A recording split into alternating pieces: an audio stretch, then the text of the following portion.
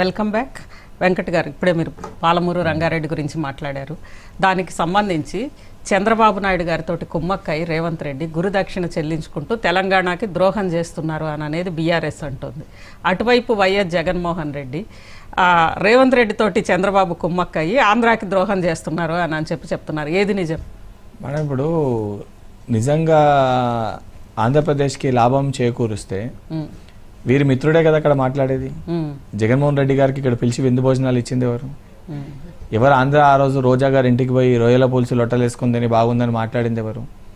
మాట్లాడిన జగన్మోహన్ రెడ్డి గారే రేవంత్ రెడ్డి గారి వల్ల నీళ్ళు వస్తలేవు ఆంధ్రాకి అన్యాయం జరుగుతుందని చెప్పి అంత స్పష్టంగా చెప్తున్నారు. మా మిత్రుడు కాదు, కేటీఆర్ గారి మిత్రుడే. కేటీఆర్ గారి మిత్రుడే అంత క్లియర్గా చెప్తుండు. అండ్ అంత క్లియర్గా జగన్ గారు మాట్లాడుతున్నారంటే ఆ సమయంలో కేసీఆర్ గారు ఉన్నప్పుడు ఏ రకంగా అయితే అన్ని లావాదేవీలు చేసుకున్నామో ఈరోజు చంద్రబాబు నాయుడు గారు దాన్ని చేసుకోలేకపోతున్నారని ఉద్దేశిస్తేనే కదా జగన్మోహన్ రెడ్డి గారు ఆ మాటలు మాట్లాడేది. ఇంకోటి ఆరోపణలు చేశారు. ఆరోపణలు చేసినప్పుడు చట్టసభని బహిష్కరించాల్సిన అవసరం ఏంది? బాయ్కాట్ చేయాల్సిన అవసరం ఏంది? బాయ్కాట్ చేసి బయటికి ఎందుకు వెళ్ళిపోయినారు? 2 చోట్ల అలానే చేశారు కదా. సరే, అక్కడ వెళ్ళిపోయారు. మండలిలో మరి కవిత గారు వస్తారు అని చెప్పి తెలుసు, మాట్లాడతారని చెప్పి తెలుసు, వారికి కూడా అవకాశం ఇస్తుండే కదా మాట్లాడేది. ఎందుకు ఇడిచిపెట్టి వెళ్ళిపోయారు? ఇంకోటి అంత సీరియస్ అలిగేషన్స్ చేసింది. సరే, ఎవరు చేసిర్రు ఎట్లయింది పక్కన పెడితే అంత సీరియస్ అలిగేషన్స్ ఉన్నప్పుడు పబ్లిక్కి సమాధానం చెప్పాల్సిన బాధ్యత ఉండదా? ఇప్పుడు మన పైన కొన్ని ఆరోపణలు వచ్చినప్పుడు సమాధానం చెప్పాల్సిన బాధ్యత ఉండదా? వీళ్ళు ఫక్తి ఏందనంటే వీళ్ళకి తెలంగాణ ప్రజలకి ఏదైతే వాళ్ళ ప్రజలు అడిగే ప్రశ్నలు కానీ వాళ్ళ కుటుంబ సభ్యులు అడిగే ప్రశ్నలకు సమాధానం చెప్పాలి. ఎందుకు కవిత గారి ప్రశ్నల పట్ల అంత మౌనంగా ఉన్నారు? తప్పు. మౌనం దేనికి అంగీకారంగా తీసుకోవాలి మనం? అంగీకారం అంటారు. ఇప్పుడు మౌనం చేసిరు కాబట్టి వారు సమాధానం చెప్తలేరు అనుకోవాల్సి వస్తుంది. ఇప్పుడు నేను కాదు, ప్రజలందరూ, మీరు నేను ప్రజలందరూ కూడా అదే అనుకుంటారు ఎందుకు మాట్లాడతలేరు అనేది. కానీ సోషల్ మీడియాలో కవిత గారి మీద కూడా ట్రోల్ చేస్తున్నారు కదా అఫీషియల్. నేను అదే అడుగుతున్నా మేడం, అఫీషియల్ గా ట్రోల్ ఇవన్నేందుకు? అఫీషియల్ ఎక్స్ప్లెనేషన్ ఇవ్వచ్చు కదా. తను డైరెక్ట్ అలిగేషన్ చేసింది కదా కేటీఆర్ పైన, హరీష్ రావు పైన, కేసీఆర్ గారి పైన. ముగ్గురిట్లో ఎవరో ఒకరు ప్రెస్ మీట్ పెట్టి ఇవి జరగలే లెక్కలు చూపించచ్చు కదా. దాన్ని పీపీటీ ప్రజెంటేషన్ ఇవ్వచ్చు కదా, పవర్ పాయింట్ ప్రజెంటేషన్ ఇవ్వచ్చు కదా. వాటిపైన కవిత అలిగేషన్ మీద పవర్ పాయింట్ ఇవ్వచ్చు కదా. మేము చేయలేదని, దేనికి ఎంత అయింది, ఎంతకి ఇచ్చామని ఎక్స్ప్లెనేషన్ ఇవ్వచ్చు కదా. ఎందుకు చేయలేకపోతారు? ఇచ్చి ప్రూవ్ చేసుకోవచ్చు కదా.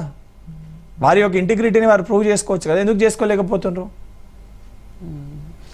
ఇక్కడ విచిత్రం ఏంటంటే కవిత గారు మాట్లాడిన అలిగేషన్స్ అన్నింటి మీద వాళ్ళు ఇచ్చిన ఒక అఫీషియల్ వెబ్సైట్, వాళ్ళ అఫీషియల్ ట్వీట్ వాళ్ళ నుంచి ఇచ్చిన సమాధానము తల్లిదండ్రుల యందు దయలేని పుత్రి అని చెప్పి ఇచ్చారు. అంటే మాట్లాడడం అనేది దయ లేకపోవడం అంటే. ఇప్పుడు సరే, తను మాట్లాడిందో బయట పెట్టిందో, సరే తనకి ఏం ప్రాబ్లమే బయట పెట్టింది. సరే, మేము చేసినామంటే ఆరోపణలు. మీతో పాటు ఉన్న మీ సొంత చెల్లె, మీ బిడ్డ, మీ మరదలు డైరెక్ట్ ఆరోపణలు చేస్తుంది. మీరు తెలంగాణని దోచుకున్నారంటుంది. అసొంటిది సరే, మీరు పొలిటికల్గా సరే అంటే మీరు దోచుకున్న విషయాలు బయట చెప్పిందని దయలేదని చెప్పి వీరుకుంటే సరే, వాళ్ళ పర్సనల్ ఫ్యామిలీ ఇష్యూ, వాళ్ళు ఏమన్నా అనుకొని ఉండ్రి.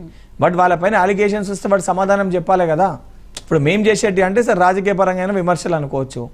కుటుంబ సభ్యులే మీరు దొంగలని చెప్పి మిమ్మల్ని నిర్ధారించినప్పుడు ఇంకేముంటుంది వాళ్ళ శాంటిటీ ఏముంటుంది వాళ్ళకి? ఇక ముఖ్యంగా ఇరిగేషన్ ప్రాజెక్ట్స్కి వస్తే ఒకవైపు రేవంత్ రెడ్డి గారు మేము కలిసి పరిష్కరించుకుంటాం ఇద్దరం కలిసి అన్నారు. వెంటనే చంద్రబాబు నాయుడు గారు కూడా అన్నారు. అంతకుముందు 2 రోజుల ముందు చంద్రబాబు నాయుడు గారు వివాదాలు వద్దు ఇద్దరం కలిసి పరిష్కరించుకుంటాం అన్నారు. అంటే ఇక్కడ అటు ప్రతిపక్షాలు చేస్తున్నారు ఆరోపణలు, వీళ్ళు మాట్లాడుతున్న అంశాలు రెండు చూస్తే మ్యాచ్ అవుతున్నాయి కదా. ఇద్దరి మధ్య, చంద్రబాబు నాయుడు గారి మధ్య, రేవంత్ రెడ్డి గారి మధ్య ఏదో ఉంది, ఇద్దరి మధ్య ఏదో ఉంది అనేది తెలుస్తోంది కదా మేడం. ఒక విషయము, 2 రాష్ట్రాలకి సంబంధించి ప్రజలకి లాభం చేకూర్చాలే. అన్యాయం జరిగితే ఊరుకునేది ఉండదు, అన్యాయం జరిగితే 100% పోరాటం చేస్తాం. అట్ ద సేమ్ టైం అక్కడ స్టేట్ వాళ్ళు వచ్చి మాట్లాడడానికి సిద్ధంగా ఉన్నప్పుడు మేము అఫీషియల్గా విందు భోజనాలు ఏర్పాటు చేసి మేము మాట్లాడుకోవడం మేడం. ఆన్ రికార్డ్ ఏముందో, ఏం చేస్తారో మాకు సంబంధించిన మా ఇరిగేషన్ శాఖ మంత్రి గారు, మా ముఖ్యమంత్రి గారు చాలా క్లియర్గా మీడియా సమక్షంలోనే ఏం జరిగింది అని చెప్పి క్లియర్గా మాట్లాడడం జరుగుతుంది తప్ప సాటుకి వీలు చేసుకున్నట్టు జగన్మోహన్ రెడ్డి గారి లెక్క మేము చేసే పరిస్థితి ఉండదు. అసొంటి ఈరోజు నిజంగా అన్యాయం జరిగిందంటే మీరు 10 ఏళ్ళు చక్కగా చేస్తే ఈరోజు పరిస్థితి ఏర్పడేదా? 10 ఏళ్ళు వాళ్ళ అధికారంలో ఉన్నప్పుడు వాళ్ళు చేసింటే ఈ పరిస్థితి వచ్చేదా? ఈరోజు ఈ పరిస్థితికి కారకులు ఎవరు? ఈ పరిస్థితికి కారకులు వాళ్ళే కదా. బీఆర్ఎస్, అక్కడ వైసీపీ అంటారు. మరి వాళ్ళిద్దరే కదా కారకులే కదా. ఎందుకంటే అలా స్వయంగా జగన్మోహన్ రెడ్డి గారు ఆంధ్రప్రదేశ్ అసెంబ్లీలో if I'm not wrong KCR గారికి వీళ్ళకి కృతజ్ఞతలు కూడా చెప్పిండు కదా, అవును, పోలవరానికి సంబంధించి పెట్టించారు. కృతజ్ఞతలు కూడా చెప్పిండు కదా. అవును. మరి చెప్పిరంటే దాని అర్థమైంది ఇక్కడ వచ్చి కలిసిపోయి అక్కడ థ్యాంక్స్ చెప్పిర్రనంటే ఎవరెవరికి సహకరించారు? ఇప్పుడు చంద్రబాబు నాయుడు గారు చెప్తుర్రా అట్లా? అంటే క్లోజ్ డోర్ లో మేము ఒప్పించేసాము రాయలసీమను ఆపముని అని చెప్పి చెప్తున్నారు కదా. దేంది? రేవంత్ రెడ్డి గారు చెప్పారు కదా, క్లోజ్ డోర్ లో నేను చంద్రబాబు నాయుడు గారిని ఒప్పించాను, అదే ఆంధ్రాకి ద్రోహం అనేది అక్కడ ఆపిపించినాము అనేది చాలా క్లియర్ గా చెప్తున్నాం. ఇక్కడ మేము అన్యాయం చేయలేదే అంటే అక్కడ చంద్రబాబు నాయుడు గారు కూడా రాష్ట్ర ప్రయోజనాలను పక్కన పెట్టి మరీ రేవంత్ రెడ్డి గారి కోసం చేశారంటే ఇద్దరి మధ్య. మేడం రాష్ట్ర ప్రయోజనాలు కాదు, అక్కడ ఉన్న ఆన్ రికార్డ్ మేము వాళ్ళ లెక్క బయట పోయి పెద్ద పెద్ద యూనివర్సిటీలో చదువుకోకపోయినా రాష్ట్రానికి సంబంధించి ఎవరు ఏ రకంగా ఉందో టెక్నికల్ ఇష్యూస్ పైన మాట్లాడి మా ముఖ్యమంత్రి గారు సంబంధించిన అధికారులను అన్ని ప్రాపర్గా దానిపైన అవగాహన తెచ్చుకొని మాట్లాడి ఆన్ రికార్డ్ విత్ ఎవిడెన్సెస్ మనకేం రావాలో పట్టుకొస్తున్నాం. మేము కేసీఆర్ గారు లెక్క అంతా మాకే తెలిసి 80,000 పుస్తకాలు మేము చదివినాము, అన్నీ మా ప్రకారంగానే అయితే అని చెప్పి మేము వివరిస్తలేము.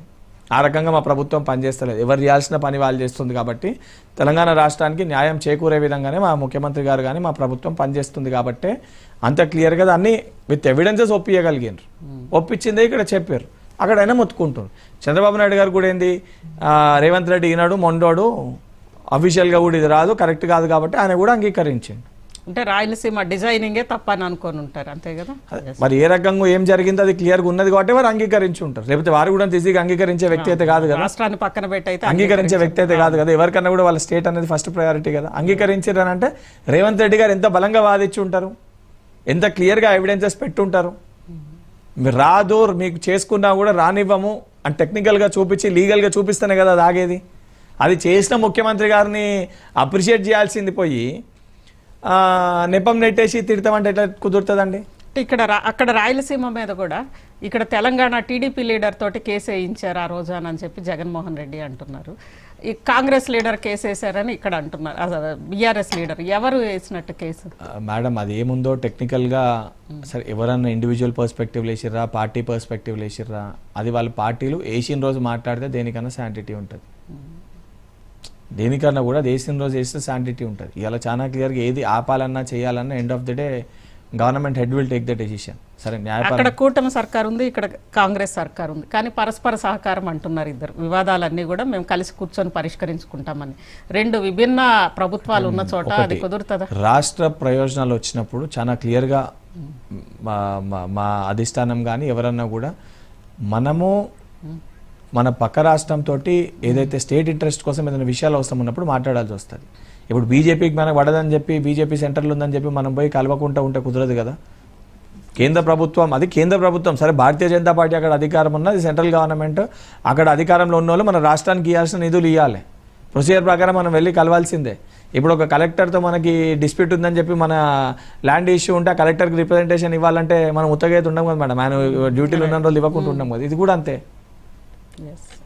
ఇక మరోవైపు ఈరోజు తెలంగాణ ప్రభుత్వం ప్రధానంగా ఎదుర్కొంటున్న ఆరోపణ హిల్ట్ పాలసీకి సంబంధించి. ఇక్కడ ఐడిపిఎల్